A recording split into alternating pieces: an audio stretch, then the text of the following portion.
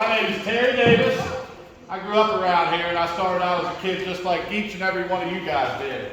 And something I stand firm on is respect and get respect. The only thing I ask, other than the squeaky toy, which I can tolerate, is when I'm talking, y'all listen. You gonna put the squeaky toy away for a minute?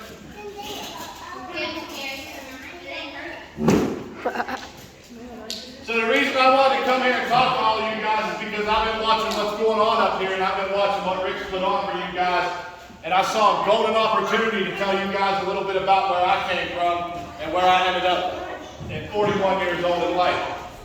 I started off a kid just like each and every one of you. I was troubled. I was abused by my parents, both mentally and physically. I was beat on a daily basis by my dad, who was a drug addict and didn't know no better. I'm not saying any of you out there have that same situation, but I have a feeling somebody in this room knows what I'm talking about. Somebody in this room understands what child abuse is. Whether it's your mom saying something bad or your dad saying something bad they shouldn't say to you, whether they want to hit you or say to you, no! Quiet time, please. I'll give you respect if you give it back. Remember that. Some of you guys got to understand, though, is that child abuse and that lack of effort that I had growing up from people like Rick Lee. I grew up fell into the path of drugs and alcohol and being a brutal, mean, hateful person. I didn't have a program like this that allowed me to come out and relieve my stress and to come out and work out in the gym and have other adults around me that cared enough about me to take time out of their day to show me some love, which is why I'm here. You guys don't even know me yet, but I promise you, each and every kid in this room, I love all of you, and I will do anything in my entire world to help you. You're having a bad day, I'll talk to you. You're having a good day, we'll ask a joke. You need some help with schoolwork? I might not be the smartest, but Google can help.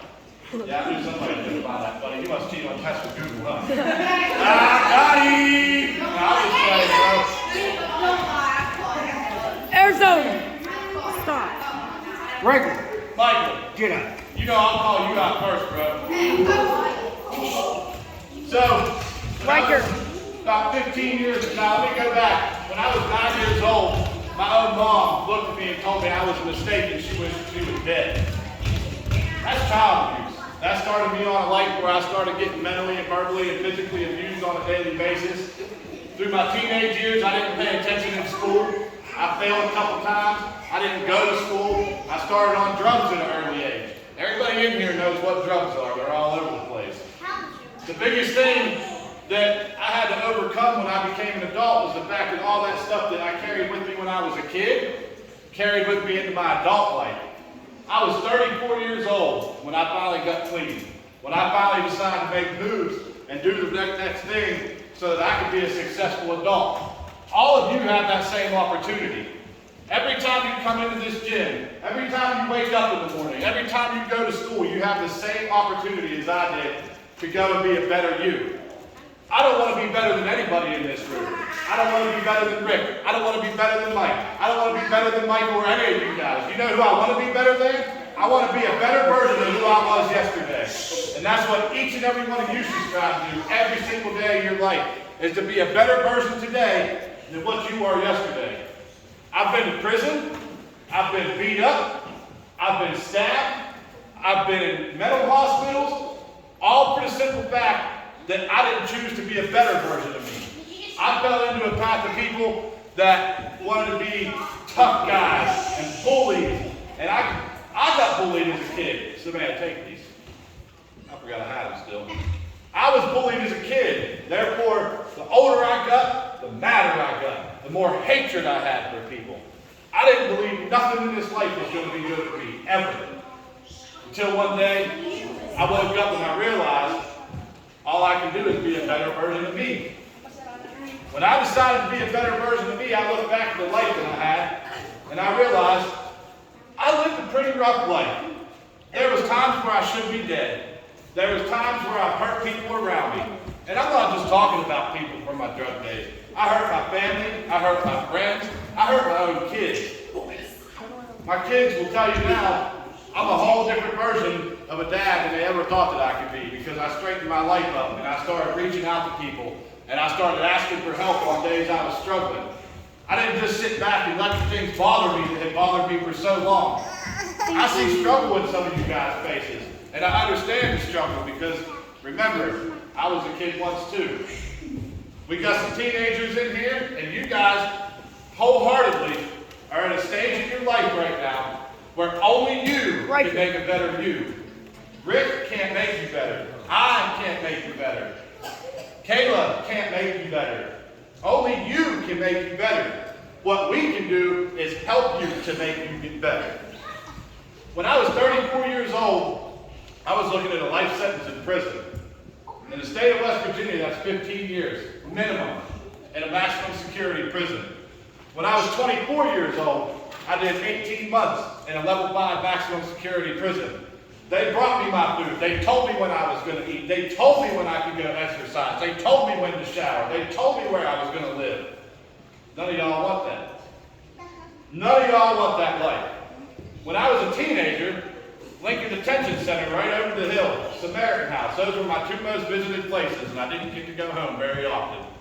When I got so far out of control as a teenager that the state of West Virginia could no longer control me because I made poor choices, I ended up in a place called Grove City, Pennsylvania, 2 hours away from here.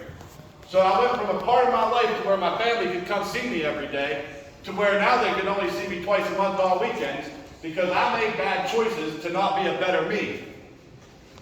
Those choices gave me a lot of grief, a lot of heartache, and a lot of anger. And I carried that with me for my whole life. So as I grew older and older, and I carried that with me, and I chose not to reach out and seek the help and the opportunities that you guys have as kids, I just kept wild. I'm going to use some terms you guys will understand. I was wild now. All my life. I was going ham. I was going off the chain. However you guys bust that lingo, I was there. I wasn't always a good person. I'm covered from head to toe in tattoos. Not that tattoos are bad, but my tattoos tell a story. My tattoos show each era of my life and where I've been, from prison to institutions and almost death. When I finally got clean, I had to sit back and take a reality check and a personal inventory. And when I took that personal inventory, I realized in that moment, or several moments, that all those people that I had hurt over my time, I had to start making amends with those people. Forgiveness is the number one thing that we have to understand, because we don't forgive people that hurt us to make them feel better. In order for us to feel better, we have to bring forgiveness to those people so that we, inside of ourselves, can forgive ourselves for the wrongdoings we had done. Again, making me a better version of me than I was yesterday. And it don't stop. It doesn't ever stop. 8 years clean, and still every day I wake up and I put in work. Every night before I go to bed, I put in work. All day long, I put in work. Not necessarily working out, but I put in work up here to be a better person. You guys have such a golden opportunity coming here, it's unreal. I didn't have this as a kid, and I wish I would have. However, if I would have had something like this, I wouldn't be able to stand here and tell you why you don't want to end up in the shoes that I ended up in. All you guys seem like you're energetic. I've seen a lot of smiles in here, and I watch each and every one of you. And I'm not going to point fingers, but I hope this touches the ones I'm about to point out in my head. The ones struggling are the ones that want to walk around cussing, acting tough. You don't impress me. That tough act attitude ain't going to get you nowhere in life. That mouth, work them arms and work that mind and work them legs as much as you work that mouth, and you'll be 100 times more successful in life. I promise you. Your attitude and how you carry yourself is what makes you who you are. And when adults hear F-bomb this, F-bomb that, y'all know who I'm talking about. I'm here for you. Legit. If you're having that bad of a day, I'm here for you. Rick's here for you. Everybody in this room is here for you. Ain't nobody wants to see anybody in this room fail. We all want to see each and every one of you succeed. Leave that tough guy attitude at the door. Talk to somebody. Don't let it get to the point where it got me.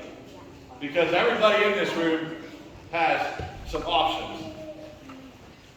You got your thug life, your tough life, your gangbanger life, Ain't nobody really want to be about that.